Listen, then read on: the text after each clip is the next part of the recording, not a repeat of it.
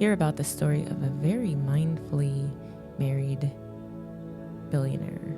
And I say that because although the title says mindfully married to a billionaire, she herself is a billionaire and the co-founder of Amazon, Mackenzie Scott.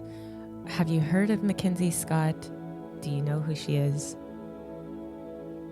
Aside from her fame as the wife of, or ex-wife, I should say, of billionaire Jeff Bezos. And it's totally okay if we don't. I can catch you up on her. She is also a novelist, a philanthropist.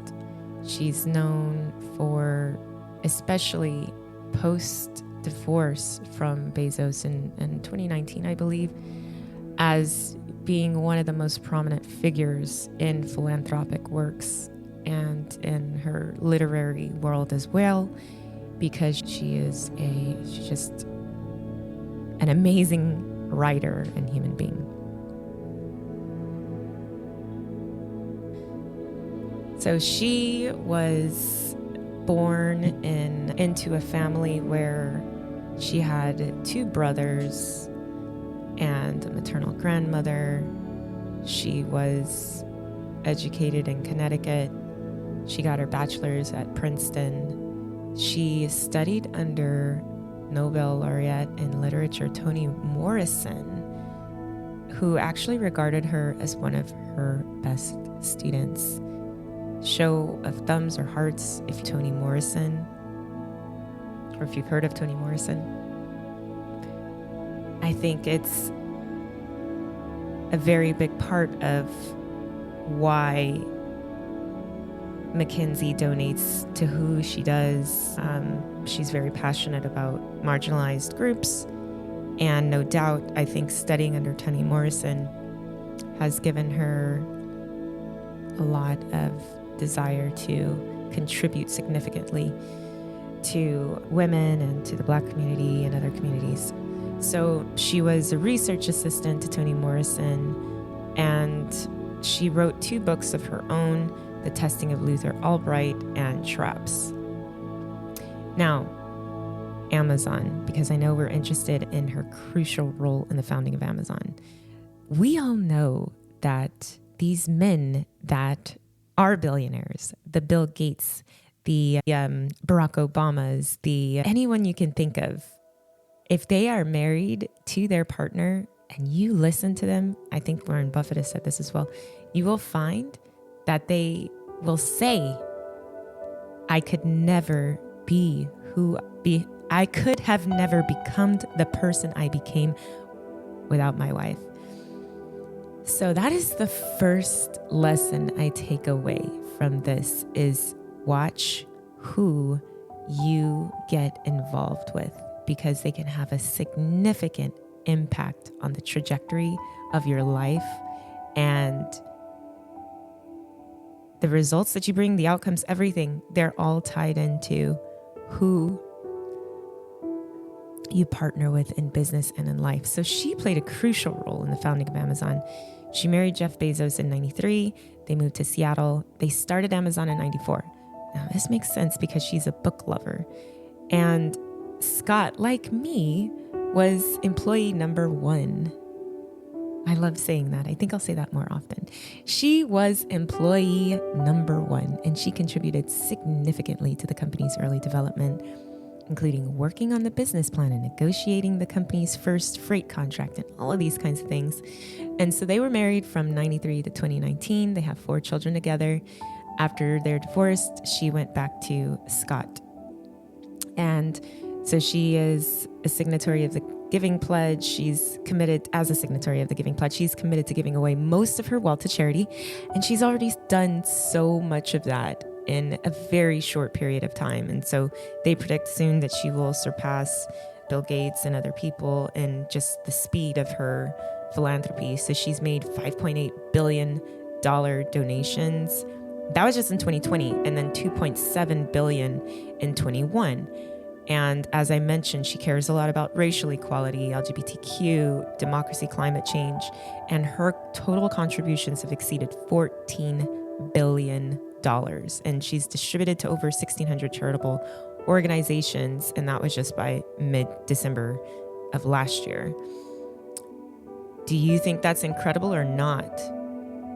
Overseeing $14 billion of donations, more than 1,600 nonprofits, and all of the impact and things like that. I feel like it's a little bit of a flex that she's already given away more than Jeff Bezos has in his entire lifetime in like a matter of months.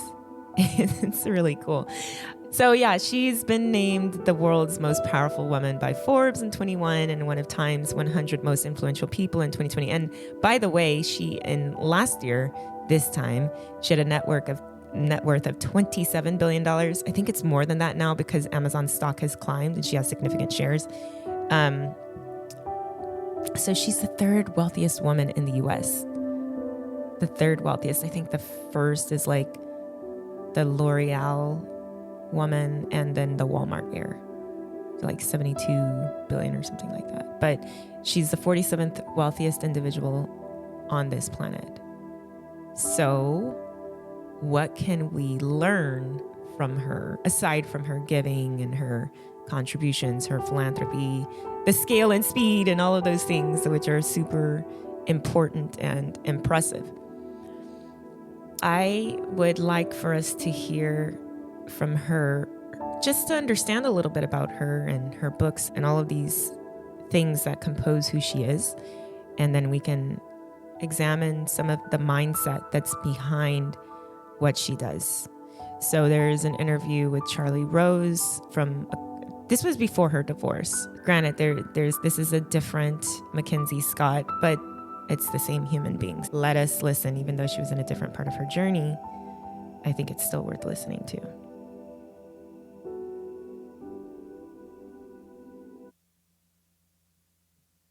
Is the idea that the things that we worry over the most in life, the things that we feel trapped by, the mistakes we've made, the bad luck that we come across, the accidents that happen to us, the paradox is, in the end, oftentimes those things are the things that we'll look back and be the most grateful for. They take us where we need to go. Hence the title Traps. Hence the title Traps. Have you ever heard that story about that Buddhist story about the horse and the farmer? No. So there's a farmer, and he loses a horse. It runs away. All the villagers come to him and say, "What horrible luck." And he's a wise guy. He says, "We'll see." And sure enough, the next day, that same horse comes back, but with another horse. And everybody says, "It was good luck." And he says, "We'll see." Next day, his son hops on the new horse, falls off and breaks his leg, and everybody says, "Oh, okay, it was terrible luck." And he says, "We'll see." And sure enough, the last part of the story is the military comes to town to conscript all the able-bodied young men, so his son can't go off to war. And even then, everybody says, "What fantastic luck." And he still says, "We'll see," because you never know where it's going to end up. Good luck, bad luck. It's not the way that we really need to look at things. So what's the definition of a trap? So the definition of a trap, and it can be anything. It can be anything that we feel is negative in our lives, whether it's our own character traits that we feel like are inhibiting us, or really bad luck, medical problems. It could be anything. But the paradox is sometimes, and I'm sure you have stories in your life that are like this, we all have them on a small scale every day, even something tiny. I missed my flight. And then on the next one, somehow you meet somebody that you end up having a great conversation with. You know what else I do, too? Whenever you see something that you find interesting, person, event, a picture, and for some reason, either you're in a hurry, you don't stop to pursue it. Just to take the time to see what it's about. It could be a sunset, it could be a person, and there is a momentary glance and you know that's an interesting person. And if you walk on by and you think about, gosh, I wonder what that person's, rather than simply saying, I'm going to ask, take the moment. Around. The worst thing that can happen is somebody to say, I'm too busy, I don't have time to share any of my experiences with you, but thank you for stopping by. That's the worst that can happen. Exactly.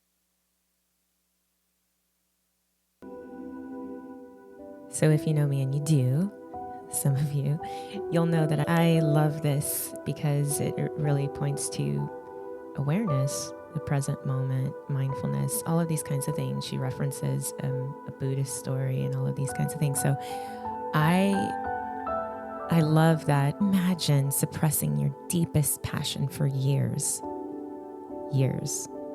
until you just can't deny it anymore. For her, I think living in the shadow, I don't know if I want to call it the shadow, but she definitely, while Bezos was crafting his empire, she was raising her children, their 4 children. And of course, the marriage did end up dissolving and there was a lot of public scrutiny, but she still emerged with grace and generosity and has become, however you want to say it, one of history's most influential philanthropists. And, she has had quite a journey. And I think there's so much to learn from that, in that she was just very mindful of her passion and she kept pursuing it. And so all of these individuals that we've spoken of over the last week have had that one thing in common, where they just do not allow their purpose to walk on by. They will pay attention to life's calling and eventually go for it and channel all of their focus and muster all of their strength into producing the one thing that they're really passionate about. This woman didn't have to write books for anyone other than herself and that gift that she wanted to share to the world.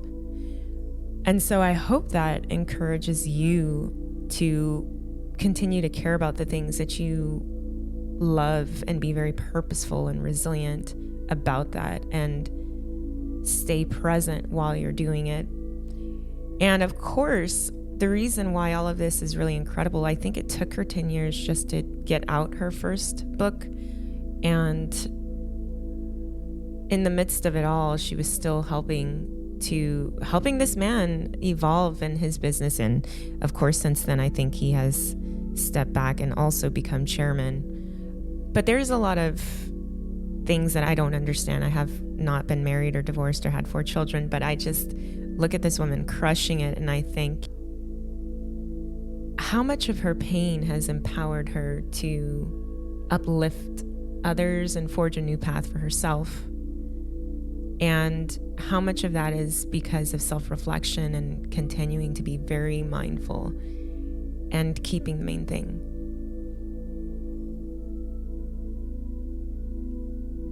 And how have you turned your own wounds into wisdom? How have you kept going even if you have setbacks?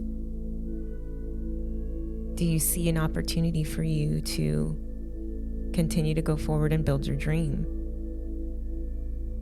Being an entrepreneur is not easy. Creating something new, especially when you have relationships. These are real relationships with her children, with her husband to wife, he to her, and everyone else in their whole family and friends and investor, whoever, all of these people. There is so much mindfulness that you need to tap into to be able to fight for your life every day, and no one is going to fight for it as hard as you. No one is going to fight for your life as hard as you. So I wish I had so much more to say, but I really wanted to leave this a little bit open and maybe see what kind of lessons do we take. It doesn't have to be something that I've mentioned necessarily, but anything that you feel is worth adding to this conversation about how we can navigate life mindfully and still rise up to our leadership callings. And how do you nurture your own passions and your own creativity when you have multiple callings? Because clearly this woman had multiple callings. I think that is worth noting. And the journey, the discovery, all of this, it's just really encouraging, I think, to me. And I really love that she was employee number 1. So do we have any thoughts about how she's giving away so much money and the equanimity that one has to have when doing these things or overcoming public challenges? Good morning, everyone. Good morning. There's something to be said about having more money than you need. And for most American households, that happens, believe it or not, around depending on where they live, around $80,000 a year. Yes, that may not seem much to some of you. It may seem a lot to some of you, but I can definitely say that as someone who transitioned from whatever that boundary is in my life, right, where you feel like, yeah, you have enough money. And then those numbers in your bank account turn into just that, numbers. And then, yes, you always want to grow and strive to make more income. I do. I don't want to speak for everyone. But there's certainly something that happens where your base survival needs are met, and you know that, and you trust in that. And now you start thinking about, what am I going to do with all these blessings? What is my legacy? What is my impact? What stimulates me intellectually and spiritually? And at the end of the day, what makes me happy? Because that is what most people want. And I have seen a lot of wealthy individuals in my former career, where I was also a financial fraud investigator. I have seen a lot of wealthy individuals who literally ate from gold plates and they were terribly miserable. And I believe there's a lot of people out there like that who really financially have a lot, but they're very unhappy. You need to find out then what makes you happy, and you can tap into that and discover that by being mindful. And for a lot of people, including the lady we speak about today, it seems to be philanthropy, just making sure that our luck is shared in a way that is meaningful to us.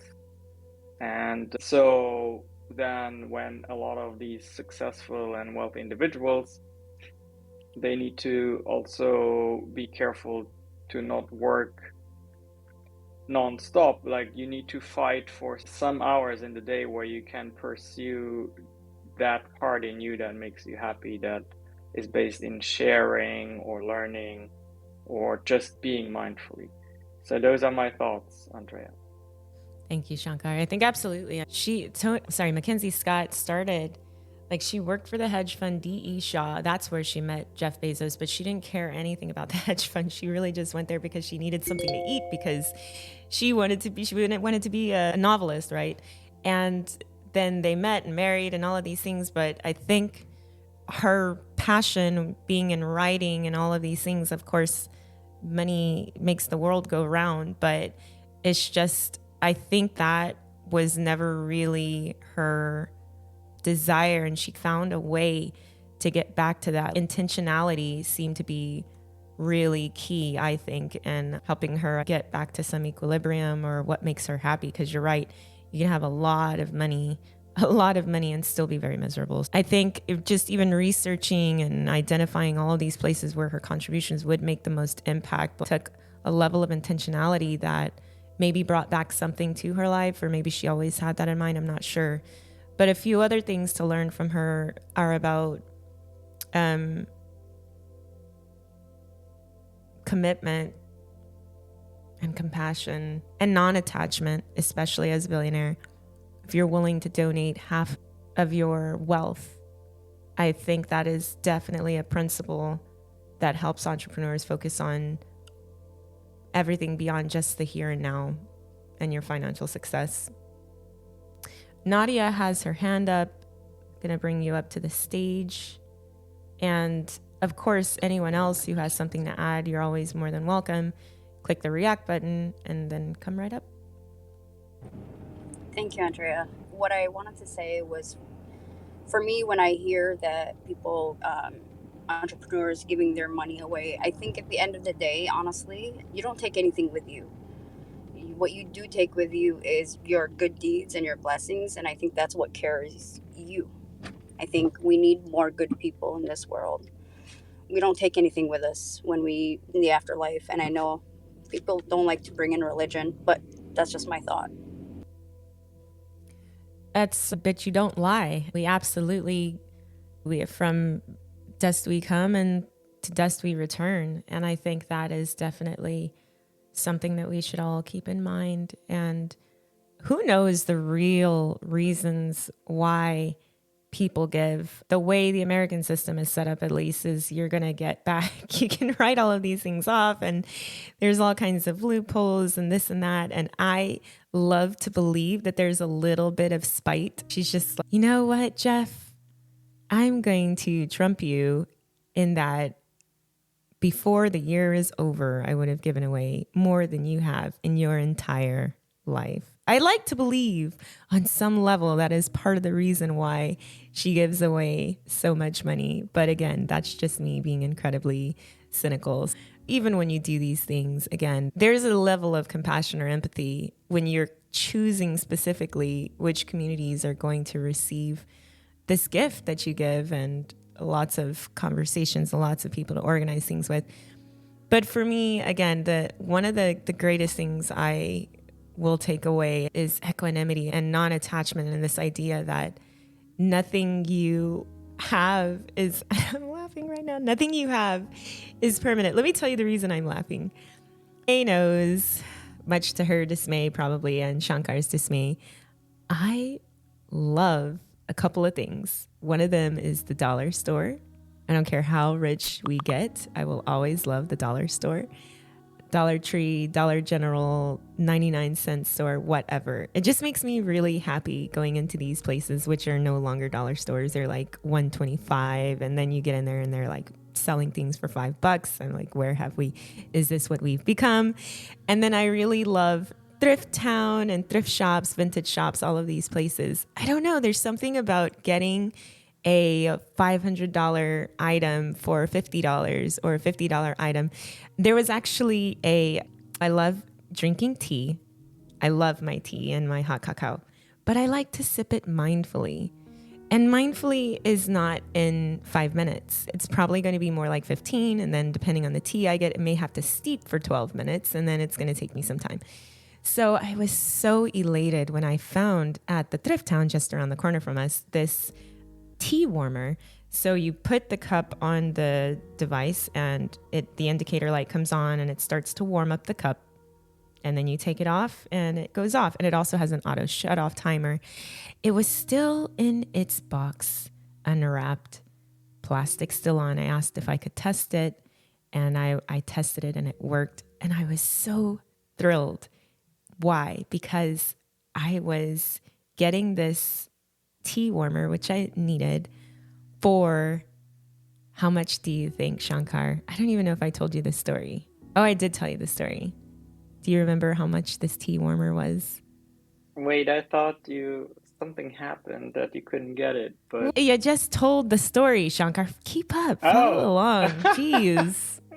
What are you doing, man? What are you doing? I don't know, like $20. I'm not sure. 5? Okay, so at the register it would have been $2, and they have these tag days, right? So it was 50% off. So $1, and he's right. I did not walk out of the store with that, because the woman who, like, you have to get all of the electronic things behind a counter, and then they keep it, which is bizarre to me. But me and my excitement to do other things, I was walking around the store, and then, of course, what happened? I forgot to go back to the counter and say, could I have that? Because they hold it for you until you check out. So this $2, which would have been $1 teacup warmer, I went to look up on Amazon, and it was on sale for $21.99, but the original price was $40. And I could find some for $35, $36, but 20 something. You can't beat $1. You cannot beat $1. And I think that's part of my joy. And I think if I'm going to be a billionaire, I really need to let that go, because what I told myself was, you know what? Non-attachment, equanimity, compassion, empathy. Someone else who doesn't have $30, $40 is going to be really happy to get this tea warmer or coffee cup warmer for $1. That is my lesson. And Trey didn't get her teacup warmer for $1, and it took her through a rabbit hole of introspection. But that is just one, giving away billions and billions of dollars. What do you have to do? What kind of mindset do you have to get there? I suggest this is a very funny story and it's just a teacup warmer. But what about the deals that cost you $100K? Or what about the employee that makes a mistake, and this has happened to us before, that ends up not getting QA'd for whatever reason, and it costs you a $60,000 bid? What about the moments when someone stabs you in the back or something just goes horribly wrong? What kind of approach do you have to have? What kind of mindset do you have to have? What kind of resilience and stress management and good decision-making skills and processes do you have to have in place to build that up inside of you? This is what the aim of these sessions are, is to be able to approach life in business and in life, personal life, in a balanced, fulfilling way. And so every day, everything you do is contributing to a story that you're writing of your life. And we look at these billionaires and their wives and ex-wives or husbands or whatever, and we may just see the output, but there's a lot of intentionality, awareness and presence, compassion and empathy, and like I said, non-attachment that's involved to becoming not just financially successful, but to focus on what truly matters. So I hope that you think about these things and think about the small ways that you respond and how in the long term that's going to make a big difference to your ability to deal with the losses that are 100K or 1 million or 10 million, and go about your day reflecting on all the ways that you respond to people. And I'm going to always tell you, one of the intersections between mindfulness and growing your business is stepping out on video and becoming a part of this 4-day LinkedIn Live challenge. That is today, and today is day 2, and you have Shankar and Shanae with you to help you. So if you haven't signed up, make sure that you do. Go to yougrow.club. It'll take you to the landing page. It's not too late to get in there. I really want you to do it. And if you can't do it or you don't feel like you're a good fit, send the link yougrow.club to someone that you know who is a good fit. And we'll see you over there. I gotta go. Gotta let everybody get in on time in just half an hour. Thank you so much for being here today. Thank you for being mindful with us. And we hope to see you tomorrow, 7 a.m. Central Time. Have an amazing, mindful, blessed day. Bye-bye.